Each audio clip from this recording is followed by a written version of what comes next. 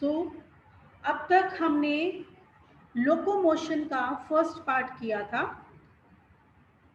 हमने लोकोमोशन वाले चैप्टर को 2 पार्ट्स में डिवाइड किया है। बोन्स, तो हमारी बॉडी की 206 बोन्स जिनको हमने एक्सियल और एपेंडिकुलर स्केलेटन में डिवाइड किया है वो हम कर चुके हैं। अब हम पढ़ेंगे इसका second part, that is muscles. Muscles क्या है? मसल्स बेसिकली प्रोटीन का बना हुआ स्ट्रक्चर है और हमारी बॉडी का नियरली 40 to 50% जो वेट है या जो कॉन्स्टिट्यूशन है दैट इज मसल्स। मसल्स से ही हमारी बॉडी बनी हुई है। 3 तरह की मसल्स बेसिकली हमारी बॉडी के अंदर प्रेजेंट होती हैं।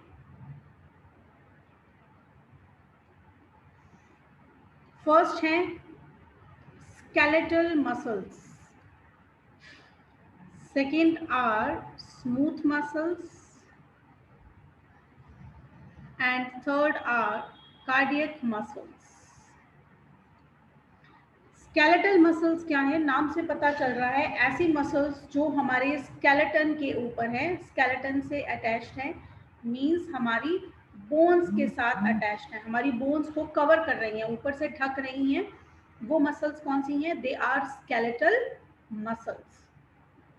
स्केलेटल मसल्स को अगर आप माइक्रोस्कोप में देखेंगे तो ये हमें कैसी दिखेंगी? They will be very thick, मोटी मोटी मसल्स होती हैं, लॉन्ग होती हैं, बड़ी बड़ी मसल्स होती हैं, अनब्रांच्ड होती हैं, यानी कि उनकी ब्रांचिंग नहीं होती, एक सिंगल हमें दिखेगी। I will show you the diagram now. और सिलेंड्रिकल शेप की होती हैं।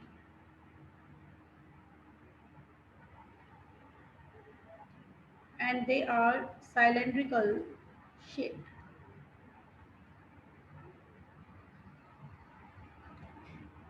ठीक है, तो ये स्केलेटल मसल्स कैसे दिखती हैं? I am showing you. अगर आप इनको देखेंगे तो ये स्केलेटल मसल्स इस तरह से सिलेंडर शेप की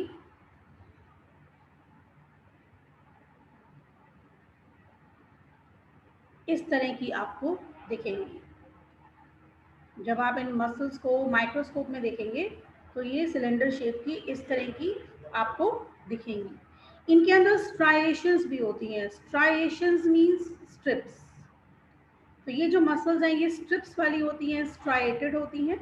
कौन सी मसल्स? स्केलेटल मसल्स, जो हमारे स्केलेटन को कवर कर रही हैं। सेकेंड है स्मूथ मसल्स। स्मूथ मसल्स जो हैं ये मसल्स जो हैं ज़्यादातर प्रेजेंट होती हैं हमारे इंटेस्टाइन में, स्टमक में, इन सब की लाइनिंग में होती हैं smooth muscles. They are spindle shape और इस तरह से टेपरिंग इनके एंड्स होते हैं, पॉइंटेड एंड्स होते हैं, टेपरिंग यानी कि मुड़े हुए इनके एंड्स होते हैं। इस तरह की दिखती हैं हमें स्मूथ मसल्स। स्मूथ मसल्स जो हैं दे आर इनवॉलेंटरी और स्केलेटल मसल्स जो हैं they are voluntary muscles. Voluntary मतलब जिनको हम अपनी मर्जी से मूव कर सकते हैं। जैसे मुझे जो है इस पेन को पकड़ना है तो मैंने सोचा कि मैं पेन पकड़ूं और मैंने इसको पकड़ लिया। तो ये जो मसल्स हैं मेरी फिंगर में बोन्स हैं, हमने पढ़ी फेलेंजेस होती हैं, इसके ऊपर जो मसल्स हैं उन्होंने काम किया और मेरी मर्जी से काम किया। मैंने जब चाहा पेन उठा लिया, इन मसल से काम ले लिया, जब चाहा इनको छोड़ दिया। तो ये क्या होगी? वॉलेंटरली, यानी कि जो मेरी कंट्रोल में है। स्मूथ मसल्स जैसे कि हमारे, मैंने आपको बोला इंटेस्टाइन के मसल्स, इसोफेगस की मसल्स। अब मैं चाहूँ कि मेरा फूड इसोफेगस में पड़ा रहे, स्टमक में नहीं जाए, तो ये मेरे कंट्रोल में नहीं है। These muscles are involuntary muscles. ठीक है, स्मूथ मसल्स जो कि टेपरिंग एंड्स होते हैं जिनके, दे आर स्पिंडल शेप्ड, ऐसी होती हैं स्मूथ मसल्स। ठीक है, हमारे एलिमेंट्री कैनाल और जितने भी ऑर्गन्स हैं उन सब ऑर्गन्स के अंदर स्मूथ मसल्स ही होती हैं। और थर्ड है एक स्पेशल टाइप की muscles, they are cardiac muscles, specially present in the heart. Heart के अलावा ये मसल्स हमें कहीं और नहीं मिलती हैं। ये मसल्स हमें कुछ इस तरह की दिखेंगी। इन मसल्स के ऊपर भी स्ट्राइएशंस होती हैं। स्ट्राइएशंस मतलब स्ट्रिप्स होती हैं। सिर्फ स्मूथ मसल्स में कोई स्ट्रिप्स नहीं होती, ये एकदम प्लेन होती है। कार्डियक मसल्स में भी जो है वो स्ट्राइएशंस होती हैं, इसलिए इनको बोलते हैं स्ट्राइएटेड मसल्स। और ये क्या है, हमें ब्रांच दिख रही है, एक ये इसकी आगे ब्रांच, ये इसकी आगे ब्रांच एंड सो ऑन। अब इसकी एक खास बात देखो कार्डियक मसल्स की क्या है कि जो चीज यहाँ पर हो रही है वो धीरे धीरे ट्रेवल करते करते करते करते ये यहाँ इस एंड तक भी पहुंच जाएगी। हार्ट के बारे में हमने सर्कुलेशन में क्या पढ़ा था कि हार्ट के एक पॉइंट से कॉन्ट्रैक्शन स्टार्ट होती है और पूरा हार्ट ही उस कॉन्ट्रैक्शन की वजह से जो है वो कॉन्ट्रैक्ट कर जाता है। ठीक है, तो हम यहाँ पर अगर हम कार्डियक मसल्स का स्ट्रक्चर देख रहे हैं तो हमें पता चल रहा है कि जो चीज यहाँ पर होगी it can travel to the end point, सभी जगह वो पहुंचेगी क्योंकि सारी कार्डियक मसल्स जो ब्रांच्ड हैं वो एक दूसरे से क्या है, दे आर कनेक्टेड, एक दूसरे से जुड़ी हुई है। ऐसी मसल्स सिर्फ और सिर्फ हमारे हार्ट में ही प्रेजेंट है और पंपिंग का ही जो हमारा काम करता है हार्ट या पंपिंग ऑर्गन हो जहाँ, वहाँ पर ही कार्डियक मसल्स की रिक्वायरमेंट है, तो they are present in our heart only.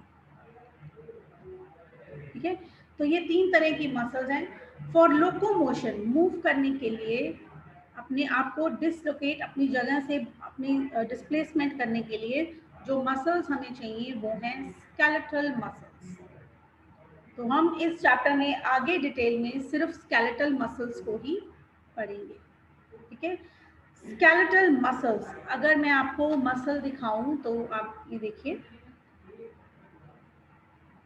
ये एक बोन है,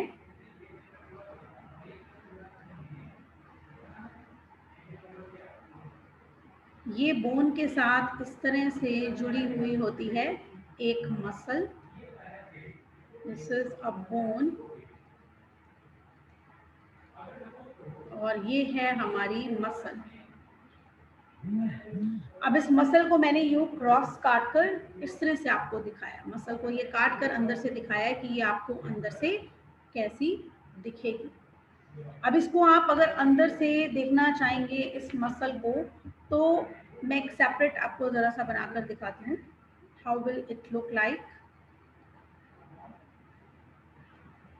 अगर आप इस मसल को अंदर से देखेंगे तो आपको दिखेगा कि इस मसल के अंदर कई छोटे छोटे इस तरह के बंडल्स हैं। ये एक सिंगल स्ट्रक्चर ना होकर कई बंडल से बना हुआ एक स्ट्रक्चर है। ये जो बंडल्स हैं ये सब क्या कहलाते हैं, they are known as fascicle, ये कहलाते हैं फेसिकल, फेसिकल या इसे हम कह सकते हैं मसल बंडल। तो ऐसे ही ये कई सारे ऐसे बंडल्स, इनके ऊपर एक कवरिंग, ऐसी हमारी मसल्स हमें दिखती हैं। जो इसकी बाहर की, जो ऊपर से इसके ऊपर कवर्ड होगा, इसकी कवरिंग होगी फेसिकल की, that is known as fascia. अब इस फेसिकल के अंदर अगर हम देखें तो फेसिकल भी अंदर छोटे छोटे कई यूनिट से बना है, और वो यूनिट्स क्या है, they are the muscle cells. इस तरह से छोटे छोटे कई मसल सेल्स जो हैं हर एक फेसिकल के अंदर प्रेजेंट हैं। फेसिकल जिसके बाहर की ये लेयर क्या है, दिस इज फेशिया। एक फेशिया के अंदर अगर हम देखें तो कई सारे इस तरह से हमें मसल सेल्स नजर आएंगे।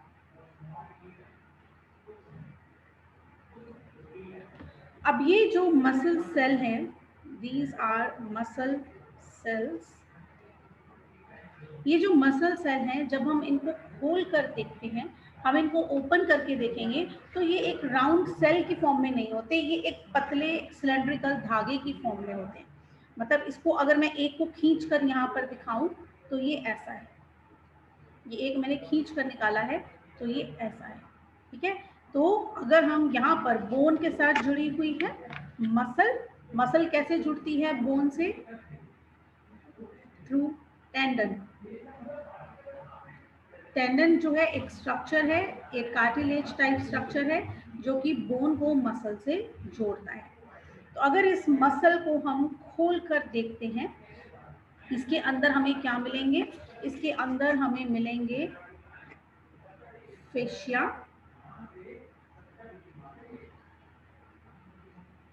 के अंदर लोकेटेड फैसिकल्स। अब इस एक फैसिकल को अगर मैं बाहर निकाल के दिखाऊं, ये आ गया एक फैसिकल। इस एक फैसिकल को अगर मैं आपको खोल कर दिखाती हूँ, तो ये खुला हुआ हमें फैसिकल है। फैसिकल किस चीज से बना है? फैसिकल जो है वो बना है मसल सेल। अब ये जो मसल सेल है ये कैसा दिख रहा है? It is in the form of a fibre, इस तरह से लंबा, ये ऐसा लंबा है, सिलेंड्रिकल है। ये ऐसे करके मैं आपको 3D दिखाऊंगी। इस तरह के सिलेंड्रिकल कई सारे मसल सेल से बने। तो मसल सेल को हम इसीलिए मसल फाइबर भी बोल सकते हैं, क्योंकि ये सेल एक धागे जैसा है, फाइबर जैसा है, इसीलिए इसका एक और नाम है, दैट इज मायोफाइब्रिल। मसल का फाइबर मायोफाइब्रिल।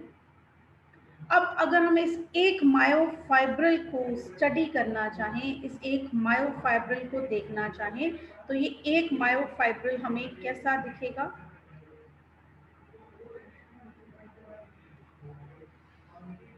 ये एक मायोफाइब्रिल मैं आपके सामने बना रही हूँ। This is a myofibril. ये मायोफाइब्रिल को अगर हम अंदर से देखते हैं, तो ये दो तरह के फर्दर और फाइबर्स से बना है। इसके अंदर दो तरह के धागे प्रेजेंट हैं।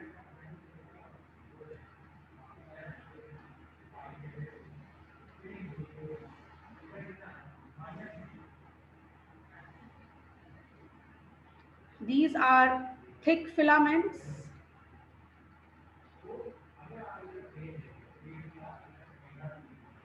और इसके अंदर प्रेजेंट हैं थिन फिलामेंट्स। मैं इसको डिफरेंट कलर से दिखा रही हूँ आपको।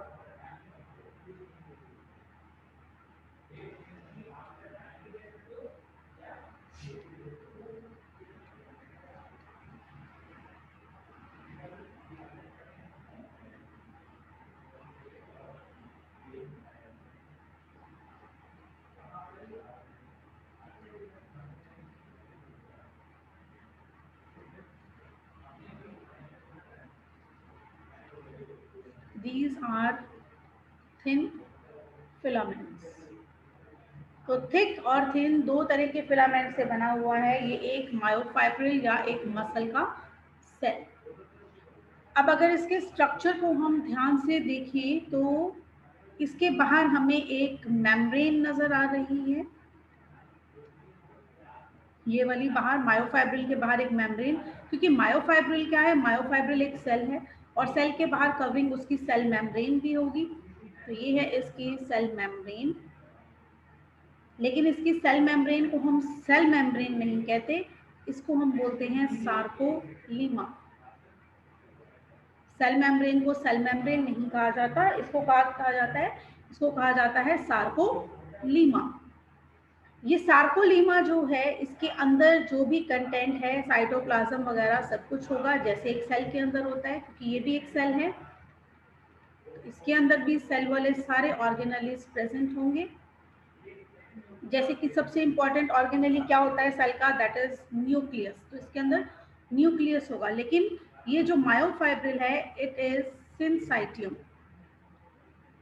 सिंसाइटियम का मतलब होता है इट इज मल्टी न्यूक्लिएटेड, कई सारे न्यूक्लियस वाला ये होता है। तो इसमें न्यूक्लियस कहाँ होंगे? पेरिफेरल, इस तरह से। सेंटर में नहीं होता है न्यूक्लियस, बहुत सारे न्यूक्लियस होते हैं और वो सेंटर में नहीं प्रेजेंट होते हैं, पेरिफ्री में होते हैं। These are nucleus. Multinucleated होता है एक मायोफाइब्रिल। हाँ जी, इतना समझ में आ गया सबको? Yes ma'am. लेकिन मैसेज भी पता नहीं क्यों मैं आपकी आवाज नहीं सुन पा रही हूँ।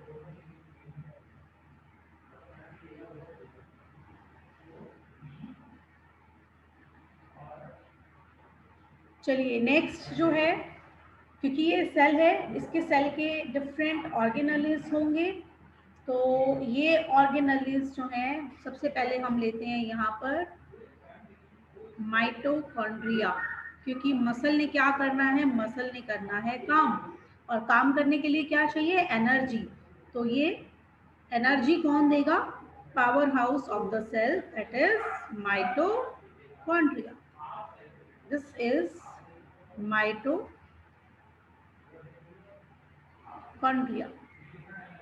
लेकिन अब इसका जो माइटोकॉन्ड्रिया है उसको माइटोकॉन्ड्रिया नहीं बोलते, इसको हम बोलते हैं सार्कोसोम। मसल सेल या मायोफाइब्रिल है, क्योंकि सेल है इसके अंदर माइटोकॉन्ड्रिया है, लेकिन इसके माइटोकॉन्ड्रिया को हमने नाम दिया है सार्कोसोम। माइटोकॉन्ड्रिया के अलावा इसके अंदर और भी ऑर्गेनेल्स होंगी, जैसे कि एंडोप्लाज्मिक रेटिकुलम, क्योंकि ये एक सेल है तो इसके अंदर एंडोप्लाज्मिक रेटिकुलम भी होगा। दिस इज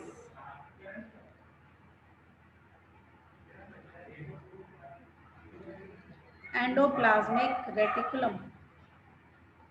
लेकिन एंडोप्लाज्मिक रेटिकुलम को हम एंडोप्लाज्मिक रेटिकुलम नहीं बोलते, इसे हम यहाँ पर बोलते हैं सार्कोप्लाज्मिक रेटिकुलम।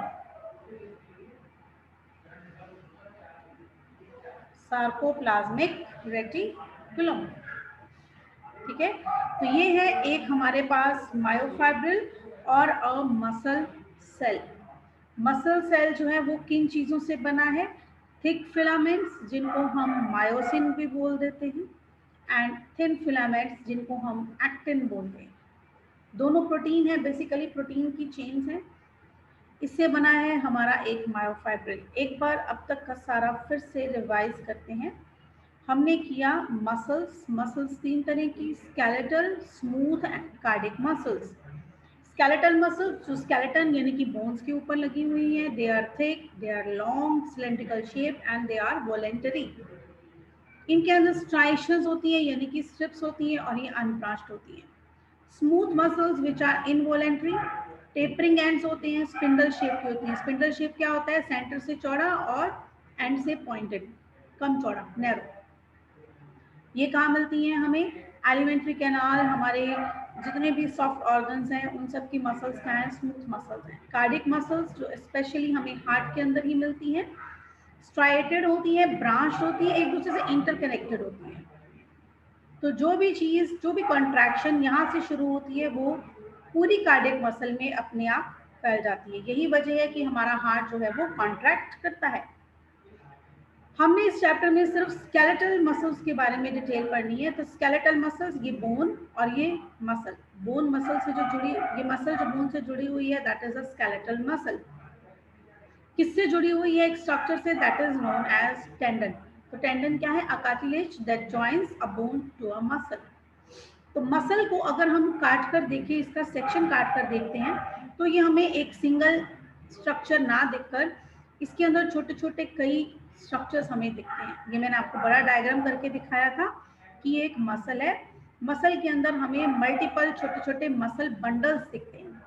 ये मसल बंडल्स क्या कहलाते हैं, ये कहलाते हैं फैसिकल। फैसिकल के बाहर एक बड़ी सी लेयर होती है जो उसको कवर करे रहती है, दैट इज फेशिया। अब फैसिकल के अंदर जो कई सारे जो बंडल्स हैं उन्हें हम क्या बोलते हैं, मसल सेल।